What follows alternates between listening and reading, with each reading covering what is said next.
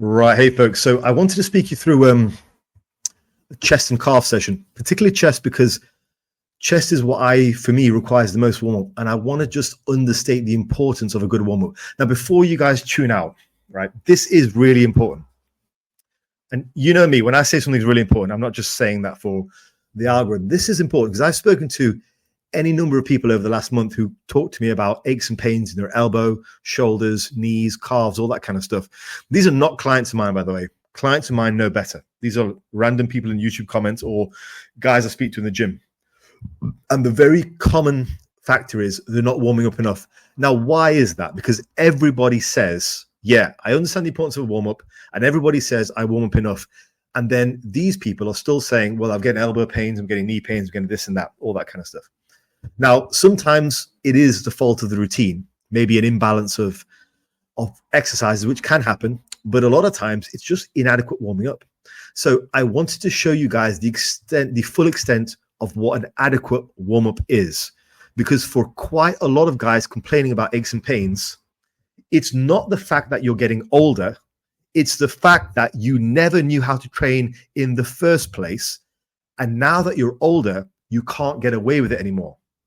Do you understand what I'm saying? Like, quite a lot of people just do not know how to train, do not know how to diet, do not know how to do these basic things. So past the age of 20, it all goes wrong because they never knew what they were doing in the first place. They got away with it because of youth. It's also another reason why you should be very careful about hiring coaches in their 20s, because what do you need to know at that age? So just to kind of summarize this on the screen here, before I even touch my first working exercise, I've done a pre-warm-up of 3 to 5 sets of 10 to 15 reps in push downs, face pulls, curls, and pec deck. So I've done anywhere between 12 to 20 sets of these 4 exercises for light pumping weights. So I'm already going into my first main exercise pumped up and nice and loose. None of these are supposed to be challenging, but they're designed to get some blood in you and get you loose. But that is an extensive warm. That's already probably 10 minutes right there. Now, after that, I'm going to do a series of warm-ups for my first exercise, which is probably, again, going to take me another 10 minutes. So my total time warming up before I hit my very first working set of the day is about 20 minutes. That is how me, as a guy in his mid-40s who's pretty strong, can train hard and heavy now. So when I hear in the comments, in the YouTube comments and also in person, oh yeah, my age, I'm getting aches and pains, and I ask them about warm-ups, everybody just vigorously nods their head. Yes, warm-ups, amazing. But people aren't warming up properly, either because they never knew or because they've never been taught. Now, I have talked about this before on my channel. So you guys listening, you've got no excuse, right? I have, but I wanted to talk about it again and actually just show you, like, this is 20 minutes of warming up before I touch the heaviest working set of the day. Well, my first heavy working set of the day. And I don't mind that. I'll take 20 minutes, I'll take 25. But it's also not doing stuff which doesn't actually make a difference, like dynamic stretching. I will go on record and say that is the stupidest thing for a bodybuilder to do. It does nothing. I don't want to be doing anything dynamic before I'm warmed up. That it shows me who is still in that point of not knowing what to do with warm-ups when they start to talk about things like dynamic stretching. Completely pointless. You don't want to be doing dynamic anything before you're warm. So this is now my first working set, as I say, 20 sets into it. So yeah, the goal of a bodybuilding warm-up is to make sure you are pumped, sweaty, and you've actually got some blood in the areas you're working. So for me, if I'm working my chest, my entire upper body should be slightly pumped and I should be slightly sweaty before I even attempt my first exercise. Nothing should feel painful at all. My elbows should feel smooth as butter, my shoulders, everything. And if you do sufficient warm-ups, you will get to that point. That's also a good gauge for if you're not feeling very good on the day. If you're warming up and your aches and pains do not feel better, then it's probably time for a day off or to switch exercises.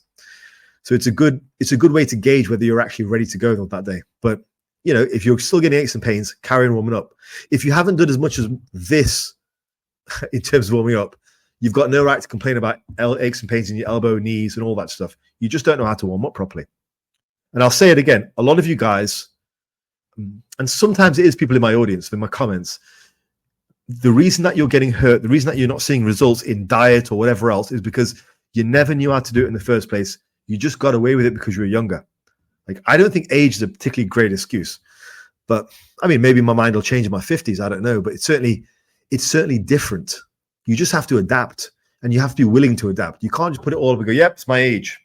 You have to be willing to adapt. But anyway, that was just a bit of a talk about warm-ups, and I've added some notes to the screen at the beginning of the video so you guys can look at what I was doing.